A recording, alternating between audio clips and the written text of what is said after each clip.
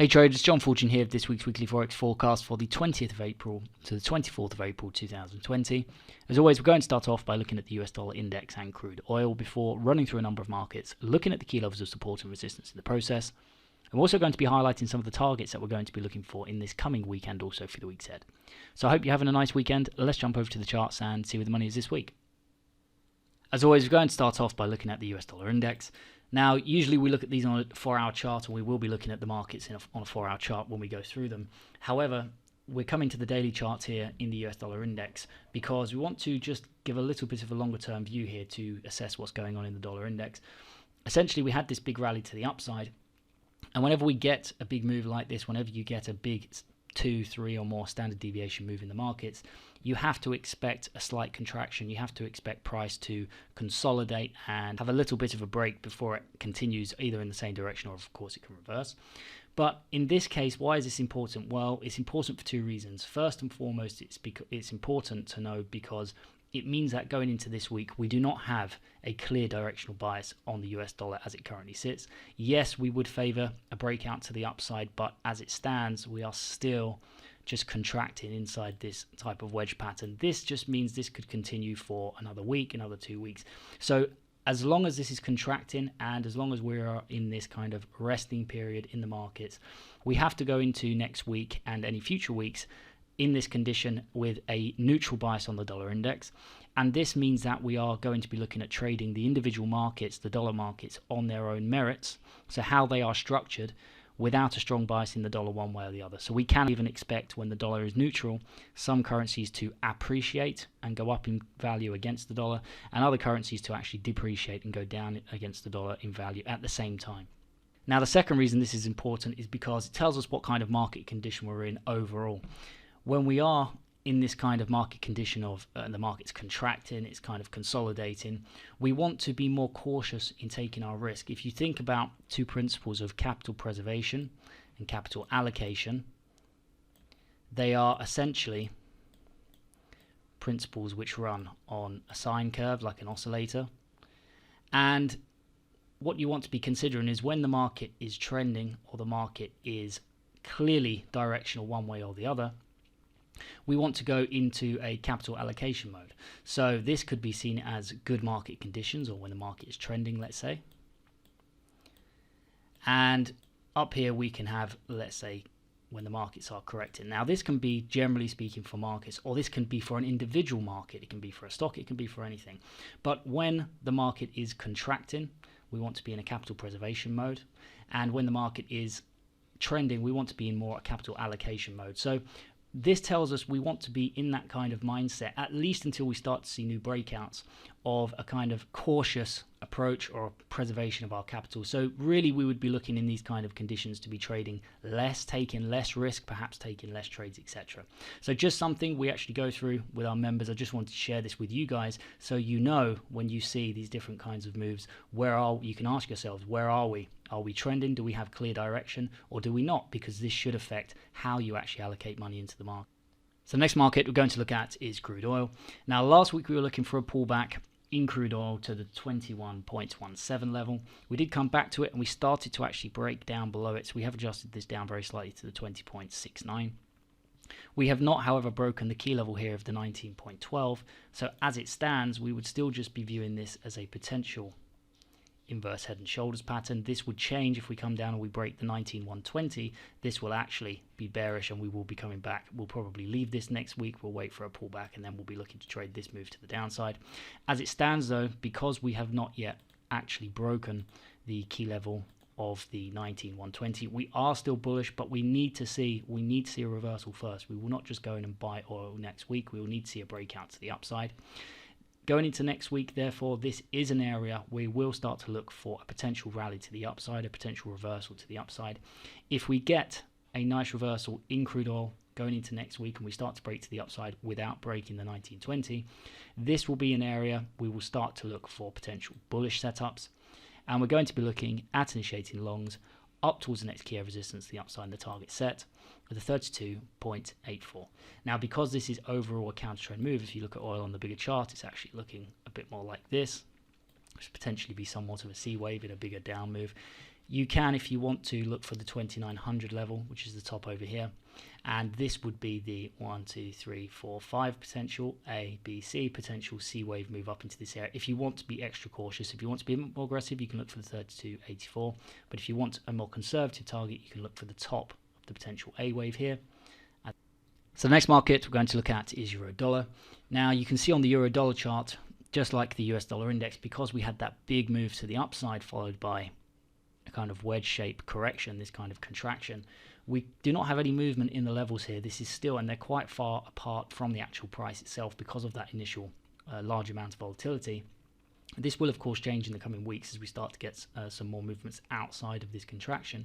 However, as it stands, we would overall still favor short positions in euro dollar, as we are still structured to the downside overall, and we'd be looking for a breakout to the downside.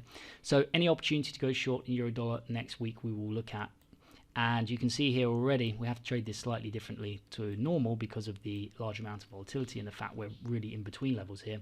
We can see we've already started to break to the downside, so any pullback in this area going into next week is going to be viewed as an opportunity to start to look for bearish setups in euro dollar.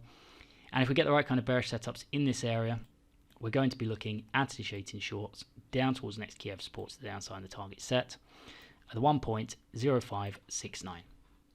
So the next market we're going to look at is pound dollar.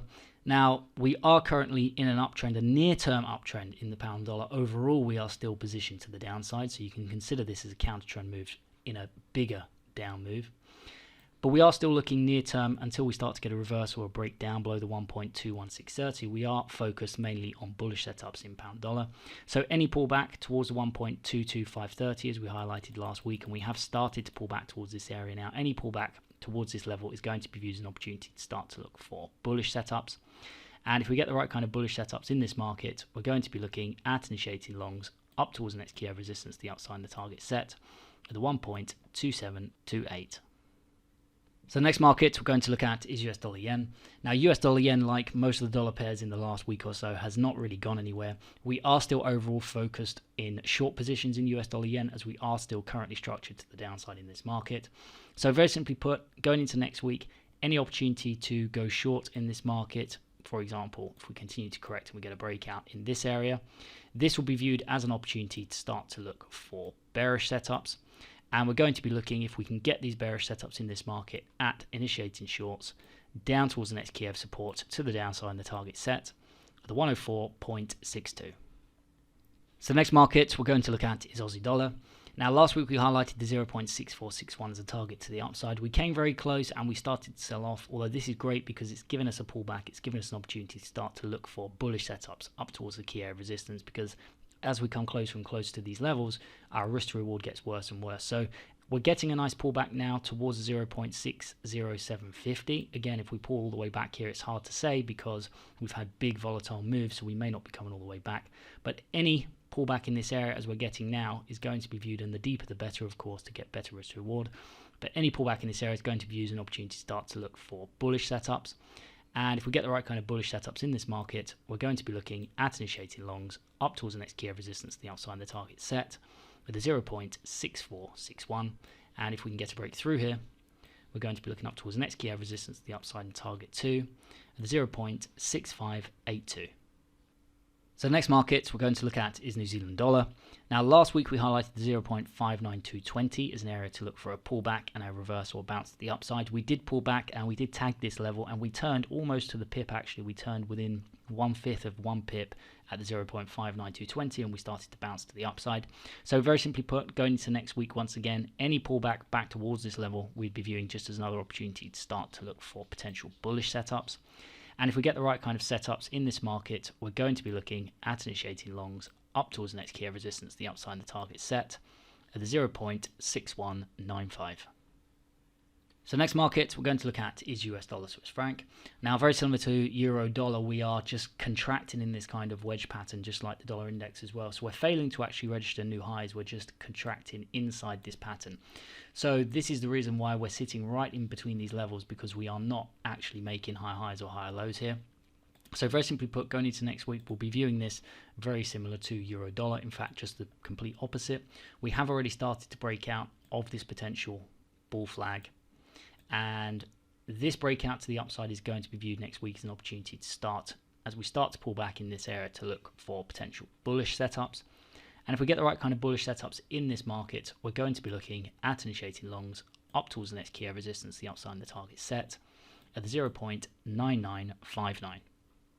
So the next market we're going to look at is US dollar CAD. Now, last week we actually highlighted the fact that this just looks like a big bull flag, and this hasn't actually changed. Our opinion on this hasn't changed. We are still viewing this overall as a big bull flag, and we are looking overall for a continuation to the upside. And I also appreciate we do have fundamentals like a weak oil price, deflationary scenarios also pushing up the dollar. So this would point towards US dollar CAD to the upside. But don't forget, when we're looking at these in the weekly Forex forecast, we're looking at short-term trades. We're looking at what we're going to be taking advantage of next week. We may find that there's a continued correction in the dollar index for the next couple of weeks. Now, if this is the case and the dollar index is going nowhere, then we may just see a continued correction to the downside. And certainly this is, at least for the time being, what the markets are suggesting. So very simply put, going into next week, we are focused on bearish setups in US dollar CAD. We are essentially looking to take positions for the time being in this down channel, this counter trend move in the US dollar CAD, just for the short term. And you can also see that we have down here a potential gap which may be closed before we actually have any further rallies to the upside. So this is where our target currently sits at 1.34680. So going into next week, and you can see we've already pulled back and tagged the key area of broken support from the past, turning resistance once, twice at the 1.41810. So any pullback in this area now will be viewed next week as an opportunity to start to look for bearish setups, and we're going to be looking at initiating shorts down towards the next key area of support to the downside and the target set, and in this case would be closing of this gap at the 1.3468. And last but not least, we have gold. Now, last week we were looking for further advances to the upside in this market, and we highlighted the 1737.30 level as a key area of resistance to the upside, as an area to start to look for profit taking to come in, and an area where we can look for a target to the upside. You can see we did tag this very closely. We only broke a tiny bit above it, and we started to reverse to the downside. In fact, we tested again over here. So going into this week, we can actually take this off, and we will be focused on the second target that we highlighted from last week at the 1763.05, which we haven't taken out. Any pullback in this area, and this is actually a good thing because this is now giving us an opportunity, especially as we are trending to the upside in multiple time horizons now on gold. So any pullback in this area is going to be viewed as an opportunity to start to look for bullish setups. And if we get the right kind of bullish setups in this market, we're going to be looking at initiating longs up towards the next key area of resistance to the upside and target 2 from last week at the 1763.05. So that is it for me for this week, guys. As always, I hope you enjoyed this video. If you did, please let me know by liking, sharing and subscribing. Just remember as well those 2 key principles of capital allocation, capital preservation, and not just for the time being, but for always and in future, making sure you actually approach the markets with that kind of mentality. When do I allocate more capital into the markets? When do I allocate less? Because if you allocate, and a lot of people unfortunately do this, if you allocate lots of capital or you take too much risk in poor market conditions, what will happen is, in the best case scenario, if you have a strong trading psychology and you can just keep continuing to apply your process systematically through good times and bad, in the best case scenario, you just be chasing losses when the market's good. And in the worst case scenario, what tends to happen, especially with new traders, is they allocate too much capital in the wrong market conditions. They lose money, they get chopped out. And then what happens is, by the time that the market starts to trend nicely and they get good market conditions, because they've taken losses, they lose confidence, and just at the time when they should be increasing their trades or taking more risk, they actually take less risk because they're still feeling the pain from before. So just something for you guys to think about. I hope that helps you, and I want to wish you all the best for the week ahead, and I also want to wish you a nice weekend. A big thank you, as always, to everybody who has subscribed to the channel so far, and also everybody who comments on the channel on a regular basis. I want to wish you all, once again, a great weekend, a fantastic week next week. The only thing left for me to say, guys, is take care, and don't forget to trade safely.